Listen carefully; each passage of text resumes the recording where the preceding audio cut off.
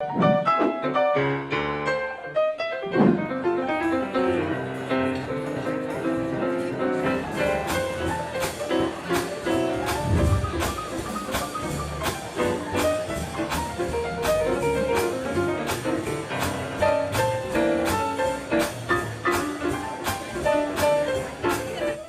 back after a great summer. When we leave here in May and say, see you in August, it always feels so far away for me, and yet here we are. So welcome back after a great summer. Judging by the room, we've got a lot of new faces here today. How many people are here for the first time? Awesome, welcome, thank you. And now it's time to introduce my co-host this morning. He is the creator of all of this and the CEO of Good Leadership Enterprises. He's an executive coach, a prolific blogger, and author on several books, including the latest, How Goodness Pays. And I think still an amazing role model for what it's like to be a young leader. Paul Botts. Part of the message that this group of people who invited you here, young leaders, wants you to hear is that you don't have to lie, cheat, and steal to get ahead. That's what seems to get the headlines today. You don't have to be an obstructionist. You don't have to create toxic dialogue. You don't have to get in people's face and take things on. Sure, there's courage involved in what we do, but you don't have to lie, cheat, and steal to get ahead. That's the simplest message. And I'm really proud to say for this particular breakfast, because of the young leaders, we look for someone who can uniquely speak to young leaders. That's why I'm so excited to introduce you to our speaker today. He's an entrepreneur who works in an ancient field of education. He's a person who has a story like very, very many Americans whose parents were not born here. And he's been navigating many different cultural contexts here in the United States of America. Please join me in welcoming Alvin.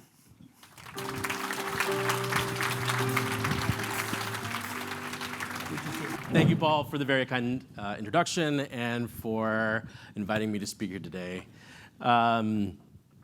I, as Paul mentioned, am the Dean of the Doherty Family College at the University of St. Thomas. The Doherty Family College is a new two-year college focused on providing a pathway for young people who may not be able to access college right out of high school because cost might be a barrier or because they might lack the supports necessary to be successful once they get there. We bring students in, and for 2 years, we support them in developing their academic chops, teach them the ropes of being a college student at a cost that's extremely affordable, and when they graduate, support them in transitioning to four-year programs and staying with them all the way through college graduation. We just this week, in fact, welcomed our third class of students, so we are really new, and we're excited about what the future holds for each of them. Two of our students, current students, are here today. You guys are going to come up here and say a few words too. Just kidding. Similarly, they were, for a second anyway, freaked out. But thank you for being here. And again, I'm excited to share a little bit about my story. So as Paul mentioned, I am the proud product of immigrant parents who moved to America in the early 70s in search of a better life for themselves and for their family. I was born in New York City and moved to Houston, Texas when I was young. I am the middle of three kids, and so I definitely am a middle child. If you're a middle child, you know what I mean. If you're the oldest, you have no care in the world about what that means. And if you're the youngest, you don't know that anyone else exists in your family. But I also grew up in a really, really large extended family. So my mom was one of the first of her 7 siblings to move to America. And by the time I was 8, she brought over and sponsored 4 of her siblings to also move to America. We all lived within a 1-mile radius of one another, which was a really, really wonderful way to grow up with cousins and family around. Although those times when you got in trouble at school, it was not so fun because you got an earful from mom, and then you got an earful from aunt, and then a few days later you got an earful from your uncle about what you need to do better and how can you disappoint us like that. On the flip side, it was also really exciting. So at Christmas, we had 60 to 70 people jammed in a house, 5 or 6 turkeys, and tons and tons and tons of pie. So it was really exciting to grow up in such a broad community of support. It really does take a village, as you know, to raise a family. We grew up in a community, a suburb of Houston called Sugarland. And yes, it is sort of as sticky and sweet as you imagine a town called Sugarland is. And my parents, and the important part about that is that my parents worked really hard to afford a house in that community because they knew that the schools that we would have access to were some of the best public schools in the state. And so they made sure that we were there and that all of their siblings were there and that all of us had access to some of these schools. I attended college at Texas A&M University, and I was a political science major, and I knew I wanted to be a lawyer, I wanted to work in a corporate setting, and I wanted to make tons of money.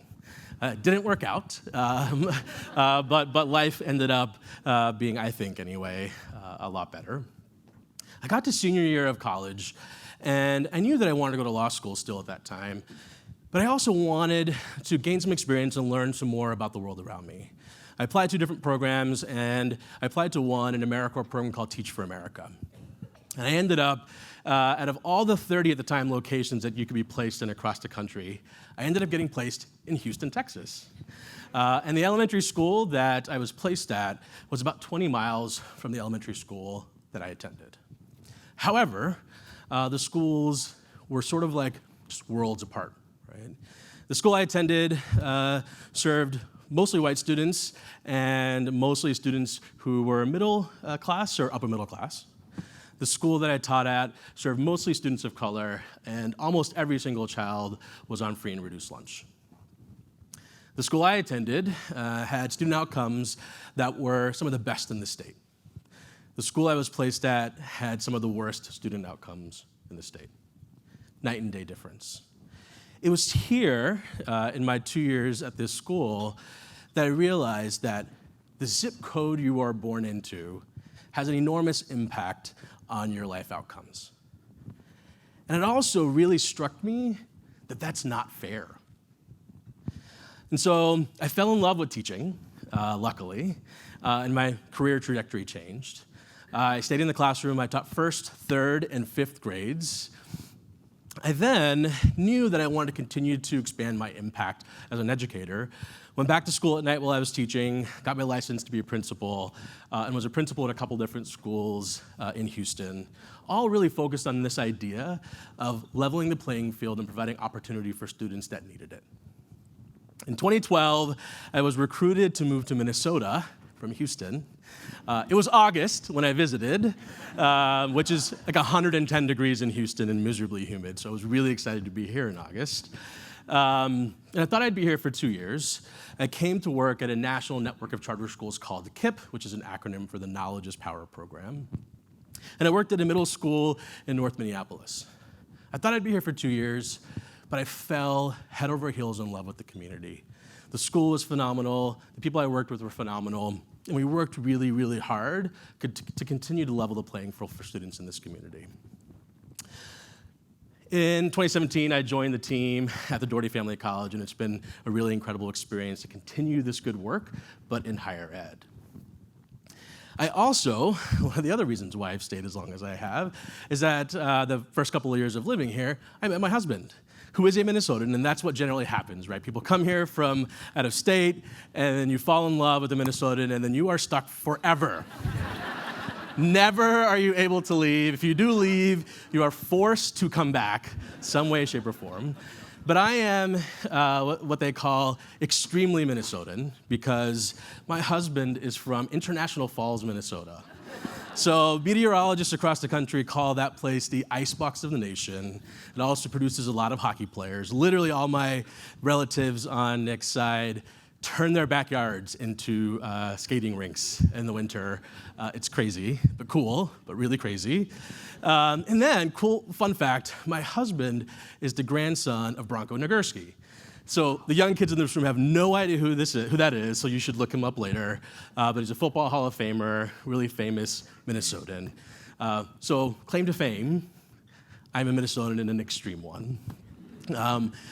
Last summer, my husband and I adopted a little girl, Willa, who just turned 13 months old, and she just started walking a few weeks ago, and now is running everywhere, which is scary and really exciting all at the same time.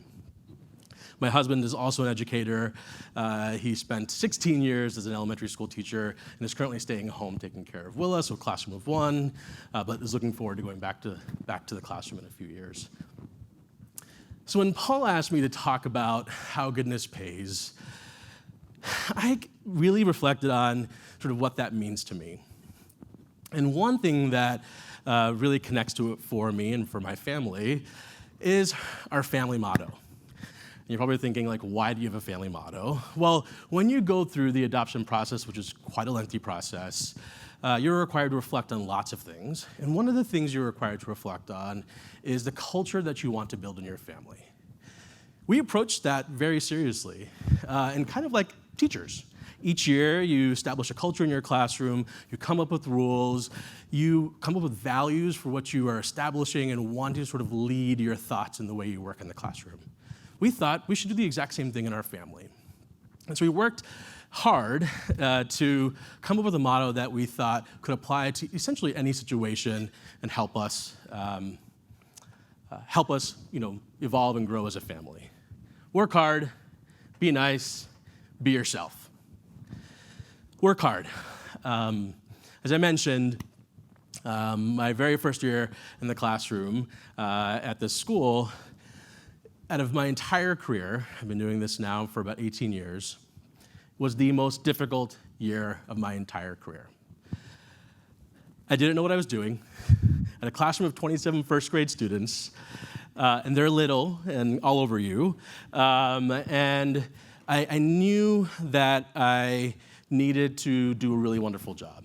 And so I was trying to be really good at every single thing, and I was not good at any of them. A couple months in, I was having dinner with my family, and I was explaining how difficult things were, and I mentioned to them that I was thinking about quitting.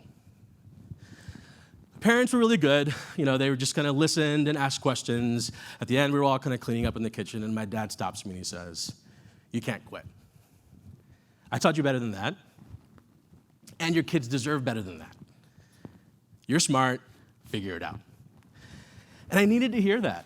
It was sort of the swift kick in the pants that I needed to sort of refocus and remember why I was there and what I was trying to do.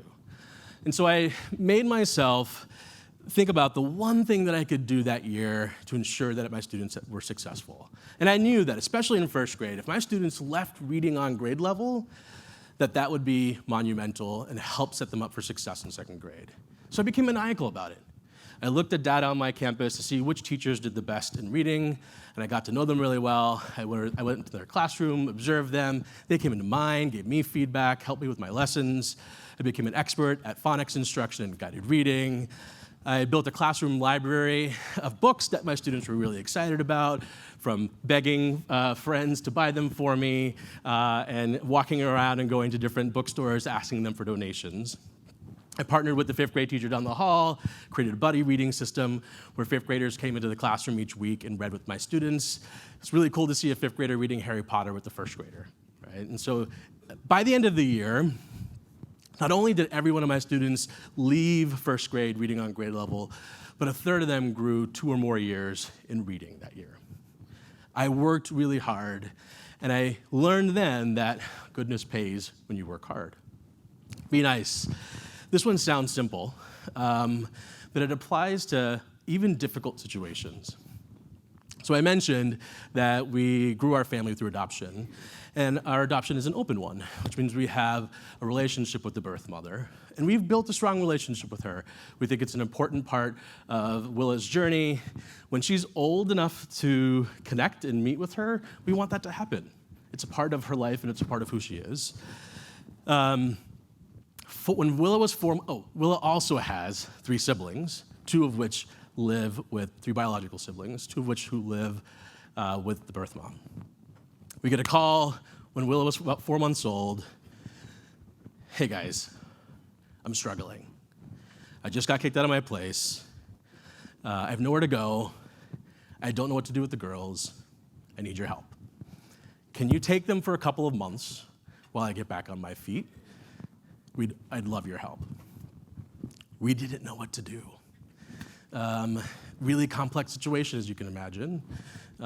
We loved our birth mother, but we also knew that Willa was in a different path and a different life, right?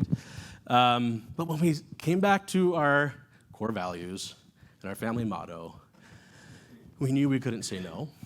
We, of course, made the pros and cons list, talked to our adoption social worker, conferred with our family and friends, and ultimately made the decision to have them stay with us for a couple of months. So I flew to South Carolina where they lived, brought Sky and London, who are 5 and 3, to join our family for 2 months. And it was challenging, but super exciting. We bonded. Willa loved being around her sisters, as you can imagine. We were able to also sort of see a glimpse of our future with Willa and the 2 girls. They were phenomenal, and we did a wonderful job in sort of connecting and building relationships with them. Don't get me wrong, it was tough. It was not easy going from 1 kid to 3 overnight, literally. But we made it work, and we figured it out because we knew that that's what we had to do. We also thought a lot about, fast forward 20 years from now, and if Willa was involved in making this decision, what would she want? We knew that she would want us to say yes, so we decided to do it. So I believe that goodness pays when you work hard at being nice as well. And lastly, be yourself. I knew that I was gay in 5th grade, and it wasn't easy for me. I remember boys talking about girls and girls talking about boys, and me not clicking with any of those things. I didn't know what that meant at the time, and I just kept it in. Didn't talk to anyone about it because I didn't even know what the language was to even do that. Also, as I mentioned, my parents grew up in a different world, literally in a different country, where even today it's still taboo to be gay. I also grew up in a really strict Christian household where I heard at church that it's not okay to be gay. And so when I was 19 years old, I finally came out to my very first person, a really dear friend of mine. But I was terrified to tell my parents because I revered them and I respect them so much, and I didn't want my relationship with them to change. Over the years, I slowly told my siblings, other friends, other people around me, and fast forward to 2013, I was 33 years old and I still had yet to tell my parents. I was at this time working at my middle school, and I was inspired by one of my 7th graders to actually take action here. In 7th grade, Jason stood up at a community meeting of all the 7th graders, which is, 7th grade is the craziest grade of all the grades. If you have a 7th grader, you know what I mean. He stood up and he said, "I'm gay. I don't care what anyone thinks about it, but I wanted you to know." And he sat back down. Of course, there were a couple little chuckles and whatnot, but the students just kind of kept going. Someone else got up and shared the next thing that was going on in their life. Here I was, 33, terrified to tell my parents that I was gay, and I was grown and living away and married and just, had my own life. Not married yet, sorry. It's part of the story, too. Wanting to be married, but holding off. Yet this 13-year-old kid had the courage to stand up in front of 60 of his 7th grade classmates and announce this to the group. And I knew that took a lot of courage from him, but it seemed like it was such a simple task. 2 weeks later, I told my parents. It didn't go well. We went from talking 3 to 4 times a week and seeing each other probably 6 to 10 times a year. We were a really close family, to not seeing them or talking to them for almost 2 years. And I still get sort of bothered by that. But time heals all wounds, and we worked through it. I stuck to my convictions of being who I am.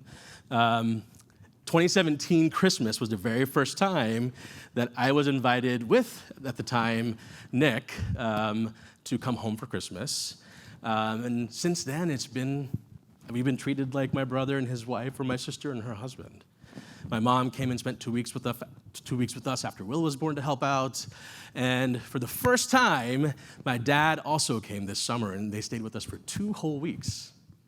So I just kept thinking, as I reflect on it now, what if I would have done that 10 years earlier? Right? So I knew that I wanted to instill in our family a sense of being who you are. It is important to live authentically as yourself, no matter the consequence, if it's something that is that important to you. So to close, I really do believe firmly that if you work really, really hard, if you authentically live as yourself, and you are kind to others and treat them the way they want to be treated, that it'll pay off. Because I really do believe that goodness pays. Thank you.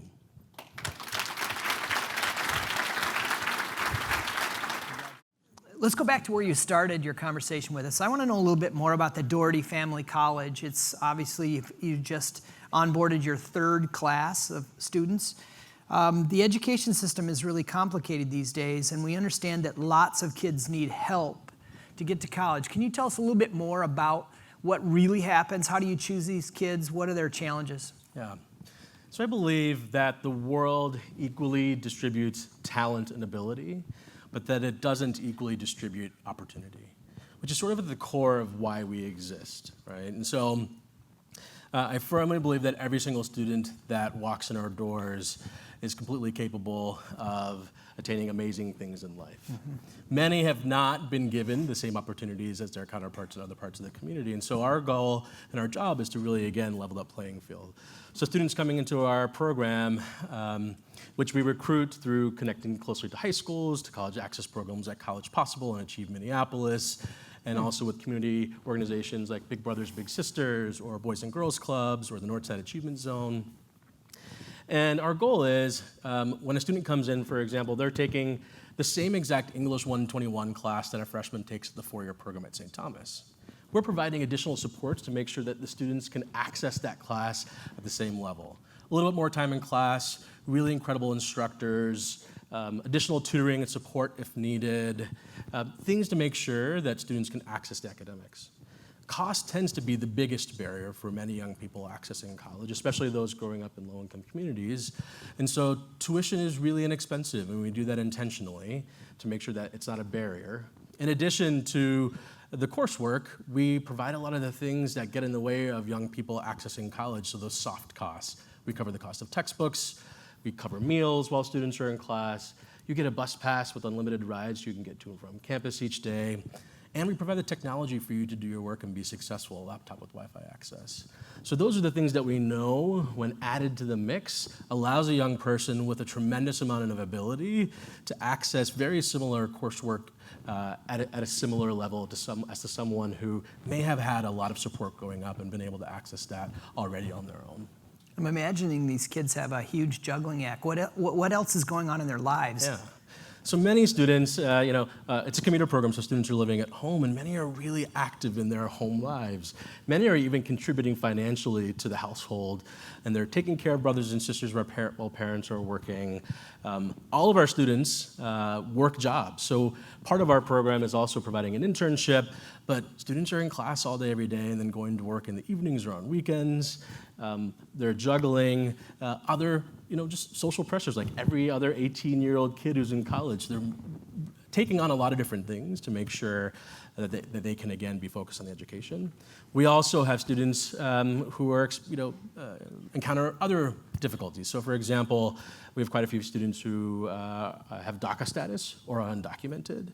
And so they come to school every day fearful that they'll come home and a parent might not be there anymore because they've been deported or something's happened, and that's tough. Imagine if you had to go to college every day and that was something that you were concerned about, and you had a two-year-old brother at home who you knew then you'd have to take care of, right? So these are some of the things that our students are encountering as they're also navigating getting their college degree. It's fascinating. We're grateful you're doing that work. Out of all the speakers that we've had come and do this over the last 9.5 years, I don't think anybody's been as personal as you've been. So tell us what you know about family now today. Wow. I thought I knew a lot about it, right? Because as I mentioned in my story, I grew up with tons of family around constantly. And I also thought that I had an example that was something that I wanted to emulate as a parent myself. I think the rubber met the road for me when I did come out to my family and they didn't react positively. And I think many people go through this when you transition from being a child to almost a peer to your parents. And that's what happened in that moment for me, right? And I think it's taken me some time and a lot of conversation with my parents, and I still respect them greatly. And we've had some tough conversations about it too, but it was new to them. They didn't know what to do. They didn't know how to react. In the Indian culture, you don't talk about your feelings and share things. It's just not part of the culture, right? So as opposed to just sort of opening up and jumping in and talking about it, my parents reverted, right? So I've learned a lot about what unconditional love means, how I want to approach that with Willa, how I want to continue to foster that with my parents now, how I want to continue to build off of that negative moment and show each other that we love each other for my family, but also for all the other grandkids in the family, right? It's important that we're continuing to show that example. So family means a lot more than just the people that you grow up with. I also have sort of my other family of friends and community that I've connected to, especially during that time.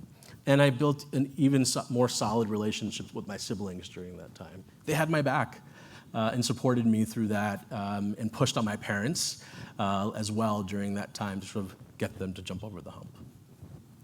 I want to go back to college. Yeah. I was certainly raised with the expectation that I would go to college and that I would learn to be a leader and would go out and change the things in our society that we didn't like. College is getting more and more expensive. My guess is there are more and more students every day that fit the profile.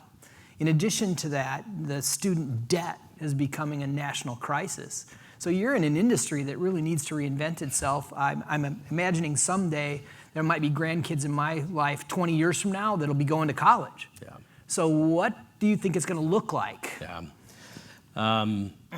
College is an archaic system. And interestingly enough, just in the last few years, I think the biggest issue has been that colleges really haven't been held accountable to producing results in the same way, for example, industries sitting here today do.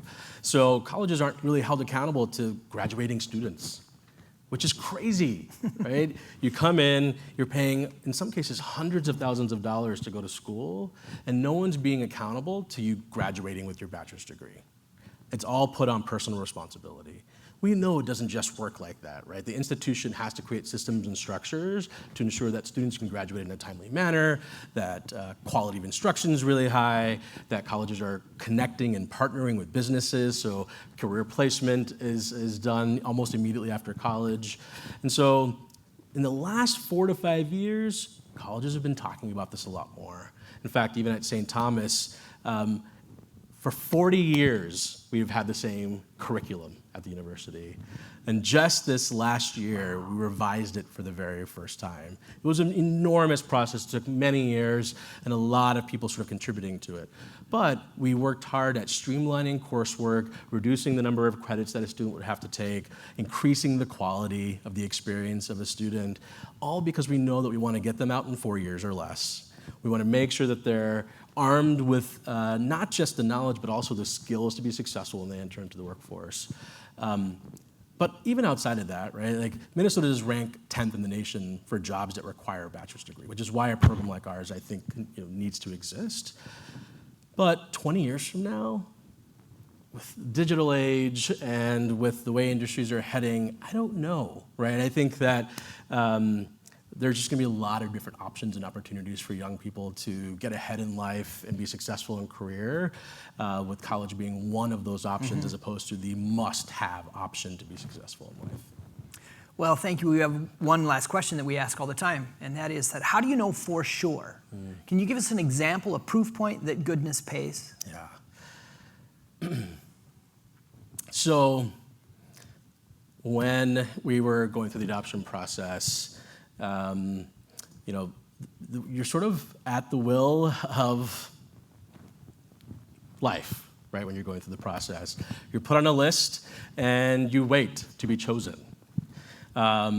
We got put on the list in December of 2017, and in about 3 weeks, we got a call saying that we were matched with a mom in Florida. Wow. And we were really excited. The baby was due in March. We'd built a relationship with the mom.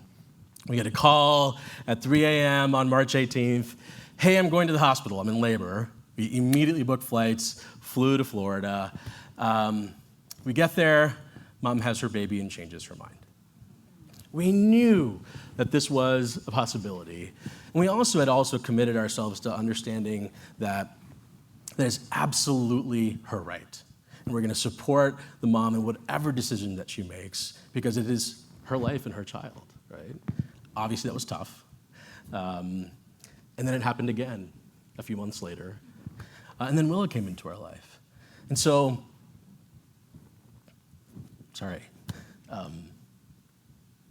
when I think about Goodness Pays, I think about our birth mom, Rebecca. The sacrifice that she made was enormous. And that joy and love that it brought to our family is incredible. So that is such a poignant and incredible example to me of how goodness pays and how someone's sacrifice can mean so many wonderful things for other people. We're so grateful you shared. Thanks. Thank you. Give it up for Alvin.